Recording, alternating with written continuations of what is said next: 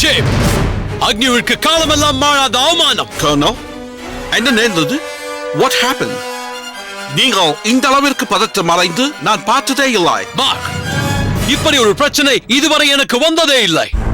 நடந்த ஒரு பெரும் தவறை சுட்டிக்காட்டி என்னை எச்சரிக்கும் வகையில் எழுதப்பட்டிருக்கிறது இந்த லிகிதம்.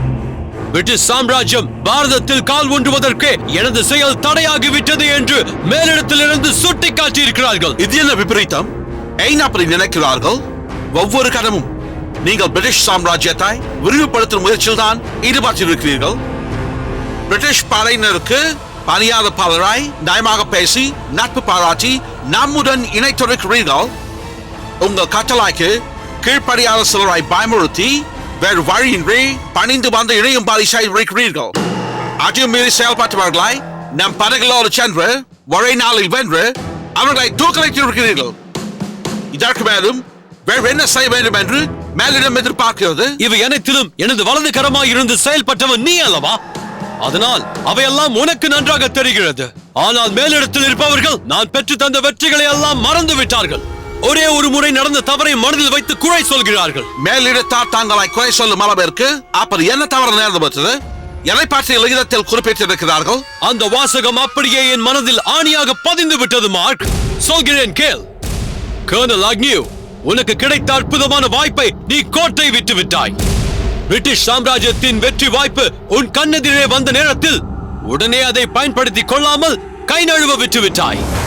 தென்னாற்றில் இன்று நமது வெற்றிக்கு தடையாக இருப்பவர்கள் பிரிட்டிஷ் சாம்ராஜ்யம் விரிவடைய முடியாமல் தடையாக இருப்பவர்கள் மருது சகோதரர்கள் தான்.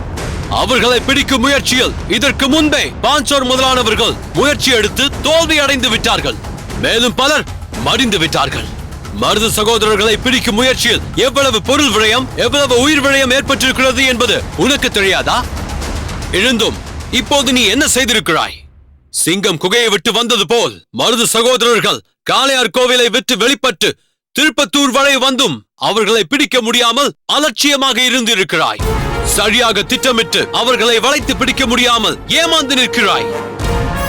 வாட் மார்க், நான் சொன்ன இந்த வாசகங்களையே தாங்க முடியாமல் தலை குனிகிறாயே. இறுதியாக அவர்கள் எழுதியிருப்பதை சொன்னால் உன் நிலைமை என்னவாகும்?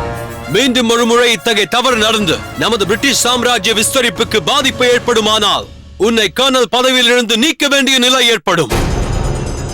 அப்படி ஒரு நிலை வரக்கூடாது என்று நீ நினைத்தால் இன்றிலிருந்து சரியாக 6 மாதத்திற்குள் எப்படியாவது மருது சகோதரர்களை நீ பிடித்தாக வேண்டும்.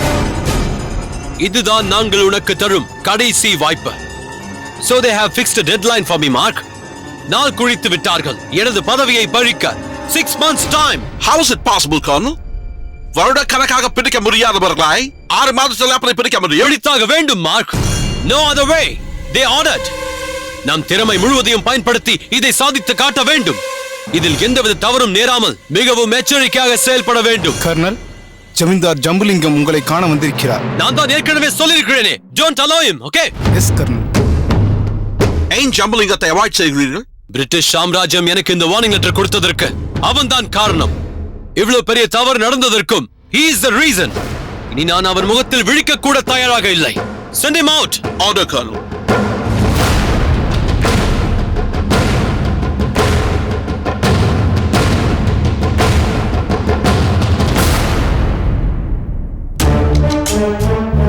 என்ன முன்பின் தெரியாதவர்களை தடுத்து நிறுத்துவது போல் என்னை தடுத்து நிறுத்துகிறாய்? நான் பல நாட்களாக இங்கு வந்து கொண்டிருப்பவன் என்பதும் கர்னலுக்கு மிகவும் வேண்டியவன் என்பதும் மறந்து விட்டதா?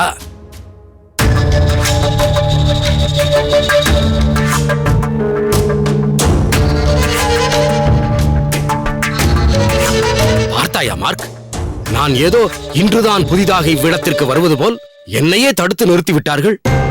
இதை பற்றி நான் கர்னலிடம் சொன்னால் இவர்கள் நிலை என்னவாகும் என்பதையே மறந்து விட்டார்கள்.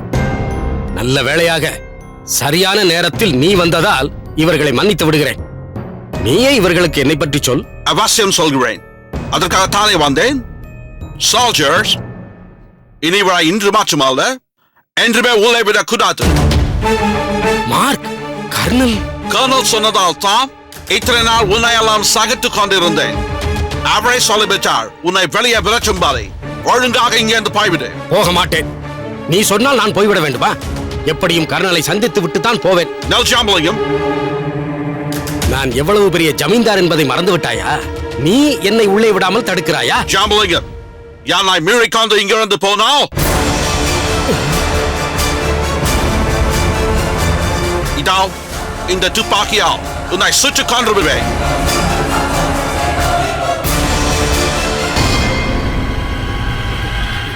ஐயோ, அங்கே அங்கே பாருங்க, அங்கே ஏதோ Hey, you cheat! Durai Durai Durai Durai Durai Durai. Go, இப்ப என்னை ஏமாற்றி விட்டு. இருக்கட்டும், நீ போ. Yes colonel. என்ன துரை இப்படி செய்து விட்டீர்கள்? என்னை உள்ளே விட வேண்டாம் என்று சொன்னீர்களாமே? ஆமாம், நான் தான் சொன்னேன். உன்னால் எனக்கு என்ன பிரயோஜனம்? நான் எதற்கு உன்னோடு பேச வேண்டும்? என்ன துரை, நான் உங்களுக்கு எவ்வளவு காரியங்கள் செய்திருக்கிறேன். என்னிடம் போய் இப்படி பேசுகிறீர்களே? என்ன செய்தாய்? எதை ஒழுங்காக செய்தாய்? மருது சகோதரர்களை கையும் களவுமாக பிடிக்க பூசாரி வேடத்தில் இருவரை அழைத்து வா என்றால் மருது சகோதரர்களையே அழைத்து வந்து விட்டாயே. அவர்கள் யாருன்னு தெரிந்தே அப்படி செய்தாயா? அல்லது அவர்களிடம் என்னை காட்டிக் கொடுக்க ஏதும் தெரியாதவள் போல அவர்களை அழைத்து வந்தாயா? ஐயோ துரை, நான் எத்தனை முறைதான் அதை பற்றி உங்களிடம் சத்தியம் செய்வது? அந்த மருது சகோதரர்கள் என்னையும் ஏமாற்றி விட்டார்கள் என்றேனே. இன்னும் நீங்கள் அதை நம்பவில்லையே. இப்படியெல்லாம் பேசி நான் உங்களிடம் வைத்திருக்கும் விசுவாசத்தை சந்தேகப்படாதீர்கள். அதற்கு பதிலாக மார்க் என்னை சுட்டு விடுவேன் என்றானே, அந்த காரியத்தை நீங்களே செய்து விடுங்கள். போதும் இந்த போலி நாடகம். இனியும் நான் உன்னை போல எதையும் ஒழுங்காக செய்ய தெரியாத உதவாக்கரைகளை நம்ப போவதில்லை. நானே எல்லாவற்றையும் நேரடியாக செய்ய போகிறேன். அது எப்படி? எவருடன் தொடர்பு கொள்ள வேண்டும் என்றாலும் என்னை போல் ஒருவன் உங்களுக்கு துணையாக வேண்டுமே. முக்கியமாக இந்த ஜம்புலிங்கம் வேண்டுமே. தேவையில்லை. சாட்சிக்காரன் காலில் விழுவதை விட சண்டைக்காரன் காலில் விழுவதே எவ்வளவோ மேல் என்பார்கள். அந்த காரியத்தை தான் நானும் செய்ய போகிறேன். சாட்சிக்காரன் நான், சண்டைக்காரன் யார்? ஒருவன் அல்ல, 2 பேர். 2 பேரா? யார் அவர்கள்? வாளுக்கு வேலியும் வல்லத்தழையனும். என்ன என்ன? பாகநேரி அம்பலக்காரரையும் பட்டமங்கலம் அம்பலக்காரரையும் நீங்கள் நேரடியாக தொடர்பு கொள்ள போகிறீர்களா? ஆமாம். நீங்களே அவர்களை சந்திக்க அவர்கள் இருப்பிடத்திற்கே போக போகிறீர்களா? Never. அதற்கு அவசியமே இல்லை. அவர்களைத்தான் நான் இங்கு அழைக்கப் போகிறேன். இது வேண்டாத வேலை துறை. நீங்கள் எதற்கு வாளுக்கு வேலையையும் வல்லத்தரையனையும் இங்கு அழைத்து சந்திக்க வேண்டும்? அவர்கள் இருவருமே பிரிட்டிஷ் சாம்ராஜ்யத்தின் பகைவர்களாயிற்றே. அது எனக்கு தெரியும். அவர்களுக்குள்ளேயே ஒற்றுமை கிடையாதே. இருவரும் ஒருவரை ஒருவர் கடும் பகைவர்களாக நினைப்பவர்களாயிற்றே. அதுவும் எனக்கு தெரியும். பிறகு எதற்கு அவர்களை அழைக்க வேண்டும்? ஒரு விஷயத்தில் 2 பேருமே ஒரே கருத்து கொண்டவர்களாக ஒற்றுமையானவர்களாக இருக்கிறார்களே. எந்த விஷயத்தில்? மருது சகோதரர்களை பாதுகாக்க வேண்டும் என்பதில் அந்த 2 அம்பலக்காரர்களும் ஒற்றுமையானவர்களாக உறுதியானவர்களாக இருக்கிறார்களே. அப்படியெல்லாம் ஒன்றுமில்லை துரை.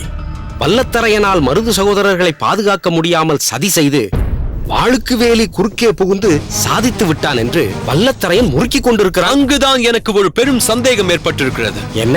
என் கவனத்தை திசை திருப்புவதற்காகத்தான் அவர்கள் இருவரும் கலந்து பேசி இப்படி செய்தார்களோ என்று நினைக்க தோன்றுகிறது. ஓ, ஒருவேளை அப்படியும் இருக்குமோ? அதனால் தான் நானும் ஏமாந்து விட்டேனோ? இனி நான் யாரையும் நம்பி ஏமாற தயாராக இல்லை. இப்போது என்னதான் செய்ய போகிறீர்கள்? அதை பற்றி உன்னிடம் சொல்ல வேண்டிய அவசியம் இல்லை. அது என்னவென்று தெரிந்தால் நானும் என்னால் முடிந்த உதவியை தங்களுக்கு செய்யலாம் என்று. நீ இப்போது ஒரே ஒரு உதவி செய்ய முடியுமா? என்ன செய்ய வேண்டும் என்று சொல்லுங்கள், அதை உடனே செய்கிறேன். உடனே இந்த இடத்தை விட்டு வெளியேற வேண்டும். துரை, எனது திட்டம் நிறைவேறும் வரை நீ இந்த பக்கமே வராமல் இருக்க வேண்டும். துரை, புறப்படுகிறாயா? மறுபடியும் நான் அழைக்கும் போது வந்தால் மட்டும் போதும். சரி துரை.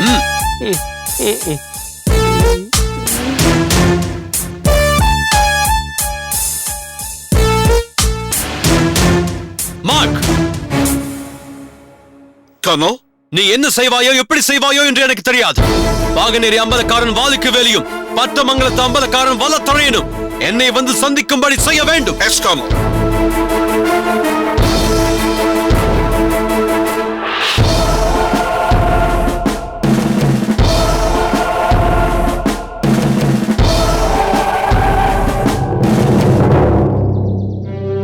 அண்ணா, மருது சகோதரர்கள் திருப்பத்தூர் வந்தபோது தாங்கள் தான் மிகச் சிறப்பாக திட்டமிட்டு பாதுகாப்பு தந்து அவர்கள் அமைதியாக தாங்கள் வழிபாட்டை நடத்திவிட்டு போக வழிவகுத்தீர்கள். அதற்காக நாடே தங்களுக்கு நன்றி செலுத்துகிறது. அதில் உன்னுடைய பங்கும் இருக்கிறதல்லவா அதப்பா? நாம் நம் கடமையைத்தான் செய்தோம். உமைத்துறையாரின் நம்பிக்கையை காப்பாற்றினோம். ஆனால் என்ன ஆனால்? நாம் எதற்கு இப்படி மறைந்து மருது சகோதரர்களுக்கு உதவ வேண்டும்? அவர்களுக்கு அந்த கர்னல் அக்னியோதான் பிரச்சனை எனும் போது அவனையே நாம் இன்னும் உயிரோடு விட்டு வைத்திருக்க வேண்டும். நாமே அந்த அக்னியுவை கொன்றுவிட்டால் அவனால் ஏற்படக்கூடிய ஆபத்துகள் நீங்கிவிடும் அல்லவா? அந்த அக்னியுவை கொன்றுவிட்டால் அத்தோடு அந்த பிரச்சனை முடிந்து விடுமா? அந்த அக்னியு வேறு வடிவத்தில் வேறு பெயரில் வருவான். அதாவது இந்த அக்னியுவிற்கு பதிலாக இன்னொரு கர்னலை பிரிட்டிஷ் அரசாங்கம் அனுப்பி வைக்கும். அவர்களை வெட்ட வெட்ட வேறு ஒருவர் முளைத்துக் கொண்டே இருப்பார்கள். எத்தனை பேர் வந்தால் என்ன? அத்தனை பேரையும் வெட்டி சாய்க்கும் ஆற்றல் நம்மிடம் இல்லையா என்ன? நிச்சயம் இருக்கிறது. நம்மால் அதை சாதிக்க முடியும். அதே நேரத்தில் மற்றொன்றையும் யோசித்து பார்த்தாயா? நம்மாலே அதை சாதிக்க முடியும் எனும் போது மருது சகோதரர்களால் அதை சாதிக்க முடியாதா? அவர்கள் ஏன் அதை செய்யவில்லை? அப்படி செய்தால் அது பகை உணர்ச்சியை மேலும் அதிகமாக்கிவிடும் என்பதால் தான் அவர்கள் அப்படி செய்யாமல் இருக்கிறார்கள். அத்தோடு ஆங்கிலேயர் கடைபிடிக்கும் சில சட்ட திட்டங்களைப் போல் நாமும் அவற்றை கடைபிடிக்கிறோம் என்று அவர்களுக்கு உணர்த்துவதற்காகவும் தான். தாங்கள் சொல்வது புரியவில்லை அண்ணா. புரியும்படியாக சொல்கிறேன். ஆங்கிலேயர்கள் ஆதிக்க வெறி பிடித்தவர்கள் தான். பாரதத்தில் உள்ள பல நாடுகளை பழங்களைப் போல் எடுத்து வாயில் போட்டு விழுங்கியவர்கள் தான். ஆனாலும் அதிலும் அவர்கள் சில நியதிகளை கடைபிடிக்கிறார்கள். ஒரு நாட்டின் மீது படையெடுக்க வேண்டும் என்றாலும் அதற்கு சரியான காரணம் கிடைக்க வேண்டும் என்று தேடுகிறார்கள். அப்படி ஒரு காரணம் கிடைத்துவிட்டால் போதும், அதையே ஊதி ஊதி பெரும் நெருப்புக் கனலாக மாற்றி விடுகிறார்கள். உதாரணத்துக்கு ஒன்று சொல்கிறேன். வேலு நாச்சியாருக்கு அவர் அரசாளும் வரை எந்த தீங்கும் செய்ய மாட்டோம் என்று உறுதியளித்த வெள்ளையர்கள் வேலு நாச்சியாரால் முடிசூட்டப்பட்டு சிவகங்கையின் மன்னனாகிவிட்ட பெரிய மருதுவுக்கும் அவர் தம்பி சின்ன மருதுவுக்கும் கூட அதே உரிமையை தந்திருந்தார்கள். அப்படிப்பட்ட மருது சகோதரர்கள் ஊமைத்துறையாருக்கு அடைக்கலம் தந்தார்கள் என்பதற்காகத்தான் அவர்களை பிரிட்டிஷ் பகைவர்கள் என்றவர்கள் அறிவித்தார்கள். நம் விஷயத்திலும் ஆங்கிலேயர்கள் ஏதும் செய்ய முடியாமல் இருப்பதற்கு காரணம் அவர்கள் கடைபிடிக்கும் சட்ட திட்டங்கள் தான். அம்பலக்காரர்கள் அனைவரையும் ஆங்கிலேயருக்கு சாதகமாக திருப்ப முயன்ற கலிய பெருமாளை அந்த அம்பலக்காரர்கள் கண் எதிரிலேயே கொன்று அவனுக்கு தண்டனை வழங்கினேன். அதை நான் தான் செய்தேன் என்பதை அவர்கள் ஆங்கிலேயரிடம் நிரூபிக்க எந்த ஆதாரமும் இல்லை. அங்கிருந்த அம்பலக்காரர்களில் ஒருவர் கூட அதை பற்றி சொல்ல தயாராக இல்லை. அதனால் என்னை விட்டுவிட்டார்கள். அவ்வளவு ஏன், இப்போது மருது பாண்டியர்கள் திருப்பத்தூருக்கு பாதுகாப்பாக வந்து செல்ல உதவியவர்கள் நாம் தான் என்பது கூட அந்த அக்னியுவுக்கு நன்றாக தெரியும். ஆனால் அதையும் நிரூபிக்க அவர்களிடம் எந்த ஆதாரமும் இல்லை. அதனால் ஏதும் செய்ய முடியாமல் இருக்கிறார்கள். நீங்கள் சொல்வதெல்லாம் சரிதான் அண்ணா. ஆனால் இதன் மூலம் தாங்கள் என்ன சொல்ல விரும்புகிறீர்கள்? சும்மா கிடந்த சங்கை ஊதிக்கெடுத்தானாம் ஆண்டி என்பது போல் நம்மீது எந்த குற்றச்சாட்டையும் கூற முடியாமல் தவித்துக் கொண்டிருக்கும் வெள்ளையருக்கு அக்னியுவை கொல்வது மூலம் நாமே ஒரு காரணத்தை ஏற்படுத்திவிடக்கூடாது. இன்றைய சூழ்நிலையில் கர்னல் அக்னியுவிற்கு ஏதேனும் நேர்ந்தால் அதற்கு காரணம் நாம் தான் என்பது தெளிவாக தெரிந்துவிடும். அதன் பிறகு ஆங்கிலேயர் படை நம் நாட்டின் மீது பாயும். அதன் விளைவு என்னவாகும்? தேவையற்ற பிரச்சனைகள் நம் நாட்டு மக்களுக்கு ஏற்படும். இன்று நாம் மறைமுகமாக மருது பாண்டியர்களுக்கு உதவ முடிகிறது. நம் போன்ற அம்பலக்காரர்களை இணைத்து அவர்கள் கரத்தை வலுப்படுத்தும் வாய்ப்பும் நமக்கு இருக்கிறது. அவசரப்பட்டு ஏதாவது செய்துவிட்டு இதையெல்லாம் இழக்க வேண்டுமா ஆதப்பா? இல்லை அண்ணா, அதை இழந்துவிடக் கூடாது. தற்போதுள்ள சூழ்நிலை என்னவென்பது இப்போதுதான் எனக்கு நன்றாக புரிகிறது. வாளுக்கு வேலி, ஆதப்பா, நீங்கள் இருவரும் எப்போதும் இப்படி நாட்டின் நிலையையே பேசிக் கொண்டிருந்தால் எப்படி? இடையில் சிறிது நேரமாவது வீட்டை பற்றியும் பேசுங்களப்பா. அம்மா, வீடு வேறு நாடு வேறா? அப்படி இல்லை அம்மா. ஒவ்வொரு நாடும் சரியான வழியில் செயல்பட்டால் வீடும் எந்த பிரச்சனையும் இல்லாமல் செயல்படும். மக்களுக்கு ஏதாவது பிரச்சனை ஏற்படும் போது அவர்களை பரிபாலிக்கும் பொறுப்பில் இருக்கும் நாம் தானே அங்கு சென்று அதற்கு நிவாரணம் செய்ய வேண்டும். மக்கள் அதன் மூலம் நலமான வாழ்வு பெற்றால் ஒவ்வொரு வீடும் நலமடையும் அல்லவா? அதனால் நாங்கள் நாட்டை பற்றி பேசினாலே அது வீட்டை பற்றி பேசியதாகத்தான் ஆகும். உன்னிடம் பேச முடியுமா? எல்லாவற்றுக்கும் ஒரு பதில் வைத்திருக்கிறாய்.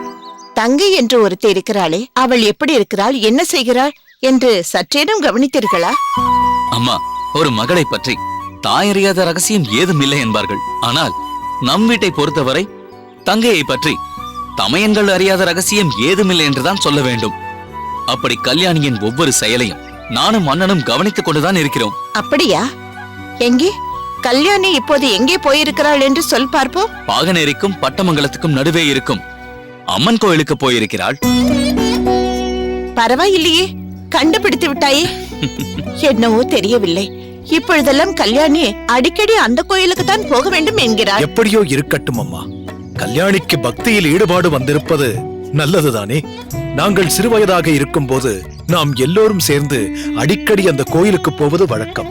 வெகு நாட்களுக்கு பிறகு இப்போது கல்யாணி அந்த கோயிலுக்கு போவதில் நாட்டம் கொண்டிருக்கிறாள். அதுதான் அவளுக்கு மகிழ்ச்சி அளிக்கும் என்றால் அப்படியே இருக்கட்டுமே. அம்பலம், வா மேகநாதா, நீ வரும் வேகத்தை பார்த்தால் ஏதோ முக்கியமான செய்தி என்று தெரிகிறது. ஆம் அம்பலம். என்ன செய்தி? உங்களை காண ஒருவர் வந்திருக்கிறார். அதென்ன ஒருவர்? நம்மை பார்க்க ஒருவர் நம் வீட்டிற்கு வந்திருக்கிறார் என்றால் அவர் நமது விருந்தாளிதானே. அதனால் விருந்தாளி வந்திருக்கிறார் என்று சொல். அவர் விருந்தாளியா பகையாளியா என்பது தெரியவில்லையே. விடுகதை போதும் மேகநாதா. வந்திருப்பவர் யார் என்று சொல். கர்னல் அக்னியுவிடமிருந்து வந்திருக்கிறார். யார் அவன்? அவருடைய லெப்டினன்ட் மார்க்.